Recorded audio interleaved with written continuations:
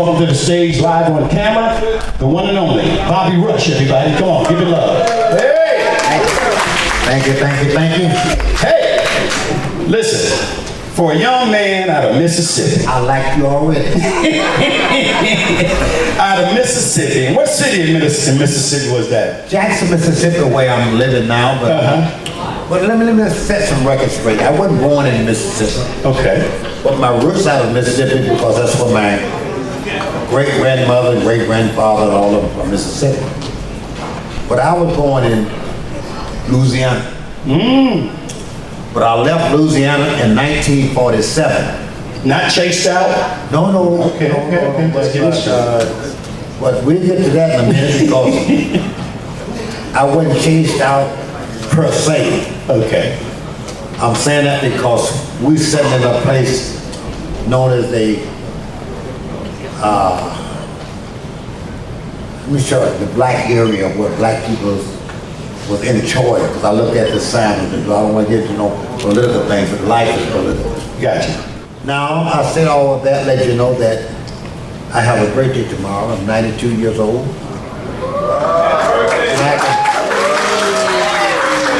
Before you clap, I'm gonna let you know I appreciate that, but what I'm getting to is I've been here long enough to tell you about some things. What I have found out in my life, I have learned that I don't know everything. Comes down to that. Because when a man and woman tell what they know, they won't talk long because man don't know nothing. That's a short conversation. Yeah, that's a short conversation. But I said this to let you know a little something about me, leading up to why I'm here today. Mike Austin, who I call my little son, me and his mother were the same age to his father. I didn't know him then, but I fell in love with his father and mother, along with him, introduced me to his father and mother. That's why I'm here today. I'm not here about the money issue, I'm here about the relationship and the friendship issue. That's what we all missing in life. My next question to you, behind that upbringing, how are you so inspirational? How do you write all these songs? How do you get out there and make people happy, not knowing what their life struggles are? Where did you get that light from, that cancer? I'm trying to make myself happy first, and hopefully they'll like what I'm talking about. I talked about, in my songs, you know, I talk about the fat ladies, the skinny ladies. Same funny because I happen to like what I like, you like what you like. But the lady come to me the other night and said, baby, Bob Rush, I really like you. She weighed about 112 pounds. I said, but I only have to give you a weight because you're too small for me.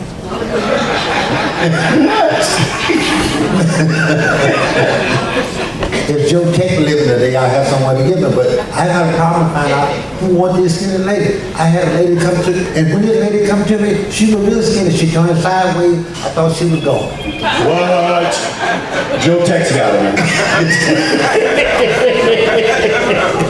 But I laugh about that, and I write, coming to what I write about. I write about what I think people want to hear.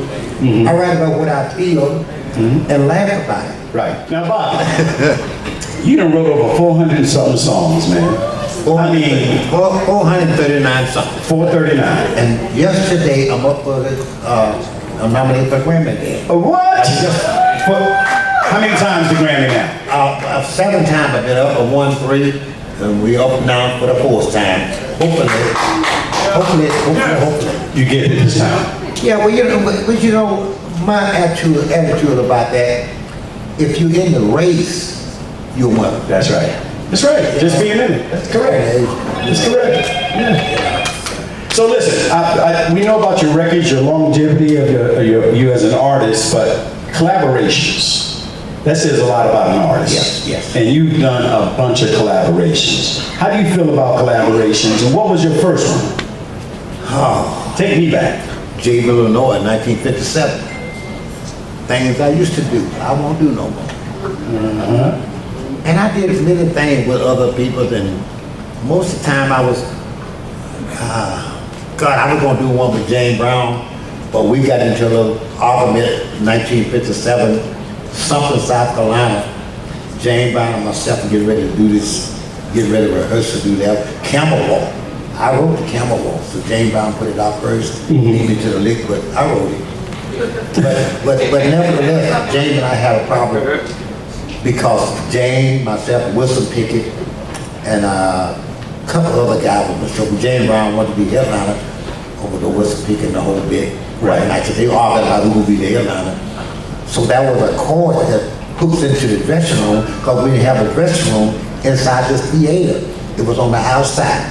That's the way they were doing Black folk at that time. Yeah, that's right. They're still doing it. In a different kind of way, that's And I said, well, I'm the head, you the headliner, he next to the headliner, whoever it is. I just want to go up, make sure the man pay me my little $300.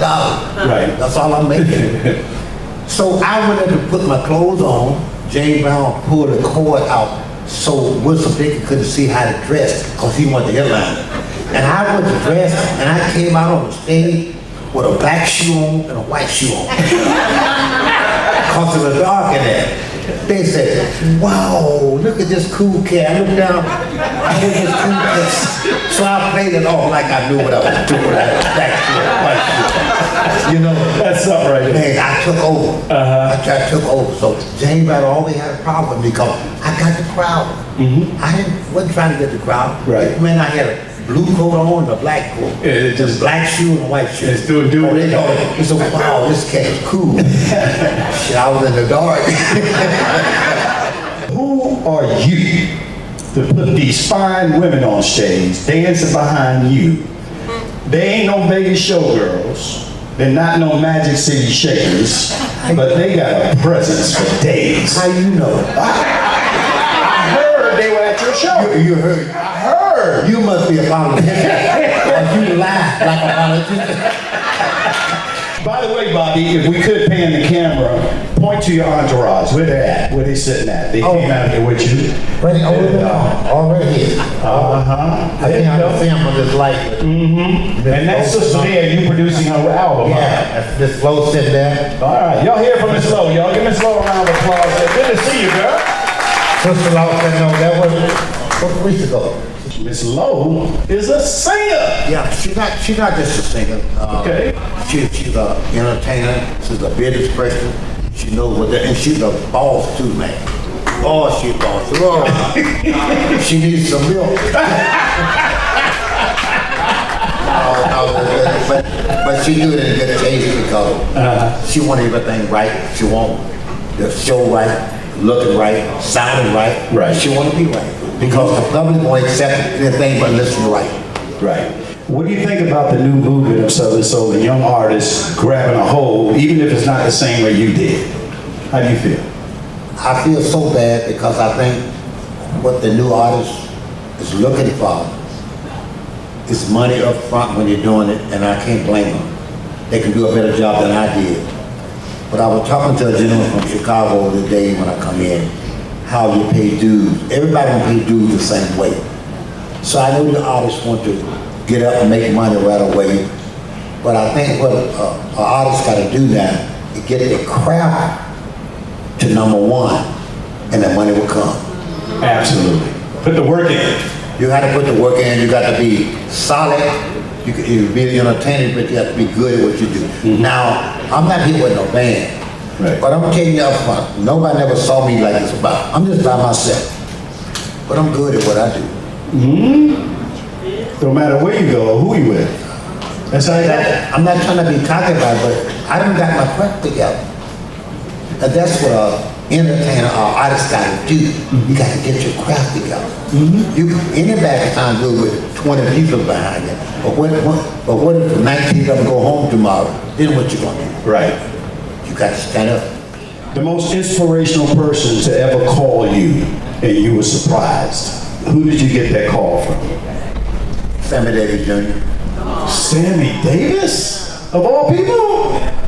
What do you have to say to you?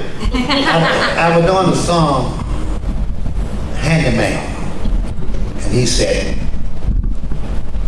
do it good, you can do a better job than I did. And I was like, God, how can I do his song better than he did? You know, and he said, because you can see the warrior, you know. And it was a joke, but that inspired me. Inspired you a lot. Inspired me a lot. What would you like to see Bobby Rush's name at as a continuation, other than a record label or anything like that? What would you want to see Bobby Rush name at? In people's heart and head saying that my motto is to do all I can while I can. When it comes a time I cannot do, then I didn't regret. I won't regret what I did not do. Wow. That's deep. I remember the first Holiday Inn was in Mississippi. It was in Cleveland, Mississippi. I believe it was 1952, 53. I went to go to this hotel. There was a white man, was a sheriff in that town. I didn't know the white man, but I know a guy who worked at the sheriff department was a black man who was cleaning the floor, whatever. So I went in to meet him one day, and I met this sheriff. He said, "This is Bobby Rush." He spit in the can, and like chewing tobacco. He said, "Come on in, boy." And I went in and talked to him for a minute. "Anything you ever need, boy, come on down, talk to me about it." So I took him at his word. A couple of weeks later, I went to get into this hotel. So I went down to this hotel, and I went across the street. There was a phone.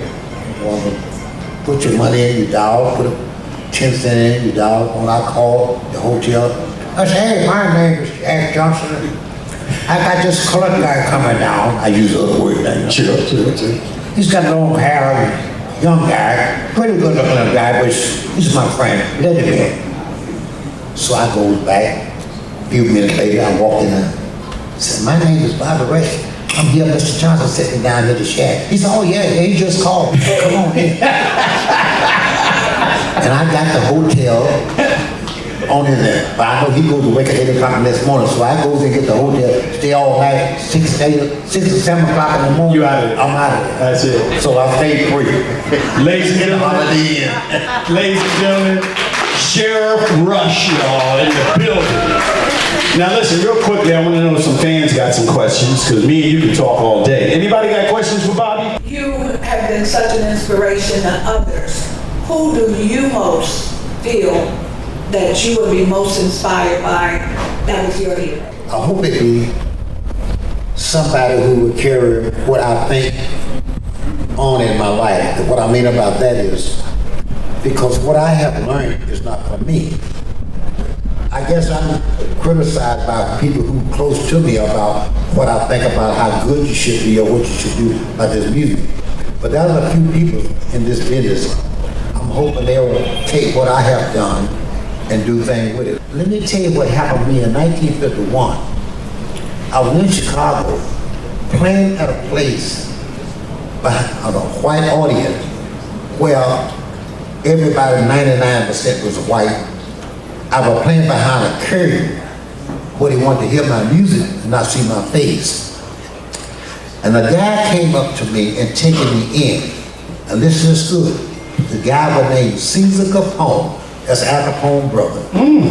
Taking me into a place on Rush Street in Chicago. I was the second main, first main on Rush Street, black. The second main to play in Playboy. Wow. Myself, Sammy Davis Jr., Red Fox. Wow. Wow. I was a stand-up comedian. So he said, Wait. Time out. You said something about stand-up comedian?